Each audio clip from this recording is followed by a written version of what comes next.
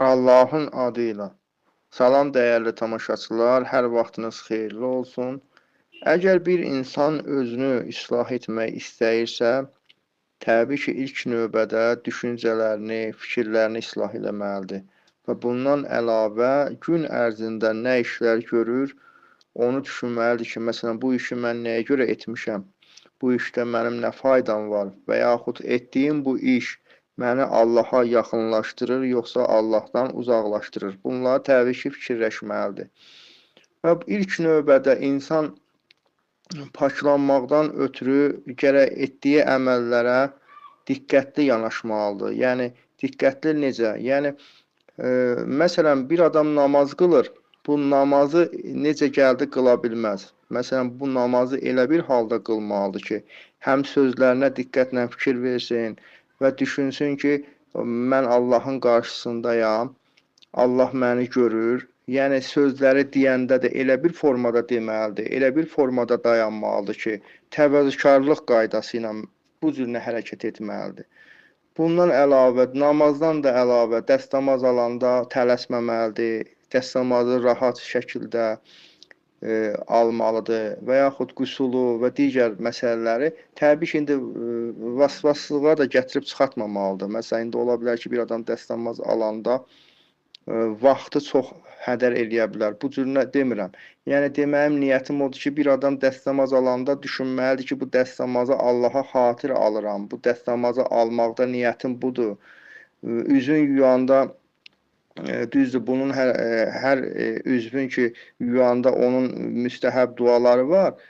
İndi bir adam müstəhəb dualarını deyə bilməsə, məsələn, öz dilində deyə bilər ki, ay Allah, mənim üzümü ağart, mənə rəhm elə, mən ki, dəstəmaz alıram, mənə kömək ol.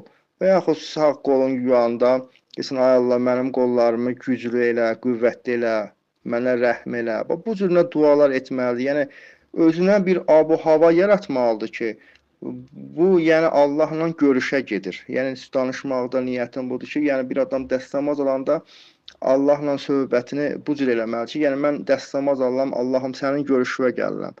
Və sonra o namaz xalçasın ki, sərəndə bir anlıq dayanmalıdır, düşünməlidir ki, mən gəlmişəm, Allah mənə rəhm elə. Biraz bu cür fikirləşməlidir və bundan əlavə gücü çatsa azanı desin, yox gücü çatmasa ən azından iqaməni desin və yaxud iqaməni də deməsə, heç olmasa bir-iki dənə salavat desin ki, halı yaxşı olsun. Halı yaxşı olandan sonra başlasın artıq niyyət eləsin, məsələn, namazın qılsın, məsələn, zöhr namazını qılsın və yaxud başqa bir namazı qılsın. Yəni, bunları deməkdə niyyətimiz nədir? İnsan gərək Allahla dostluğunu bərkidə. Yəni, hər dəfə baxa onun namazlarına, məsələn, hər dəfə ki, namaz qılır, baxsın, görsün, bu namazlar ki, qılır, keyfiyyəti nə qədərdir? Bu, qıldığı namazlar onu Allaha yaxınlaşdırır, yoxsa elə bu adam yerində sayır. Yəni, gün güzaranını araşdırsın, tədqiqat eləsin. Hə, mən bugün neynədim, nə iş gördüm, nə yemək yedim, bu yediyim yemək nətərdir, necədir? Yəni, bunları ki, danışmaqda niyyətim odur ki, insan ancaq özünü araşdırmalıdır, tədqiqat eləməlidir.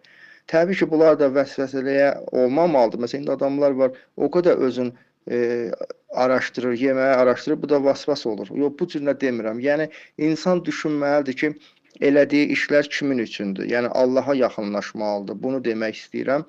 Və bundan da əlavə təəssüflər ki, bizim cəmiyyətdə belədir ki, qonşuya baxırlar, nə bilim, dosta baxırlar, filan kəsə baxırlar, hə, filan kəs neynir, mən də elə eləyim. Yox, bizim işimiz ancaq odur ki, biz özümüzü islah eləyək, biz özümüzü paklayaq. Əlbəttə, biz özümüzü paklayandan sonra da artıq cəmiyyət də əgər istəsə, biz ki, sağlam adam olsuq, yəni ruhi cəhətdən və cismi cəhətdən, cəmiyyət də istəsə bizlərə baxıb islah ola bilər. Yox, istəməsə də indi özləri bilər də. Amma indi bununla da bərabər əgər biz ki, yetişsək, yetişə-yetişə insanlara da xidmət eləməliyik və xidmətdən də əlavə yol göstərməliyik. Təbii ki, istəyən adamlara. İstəməyənləri, məsələn, zorla İslam dininə gətirə bilmərik. Bizdən bu qədər, bizlər üçün də dua eləyin. Allah sizə xeyir versin.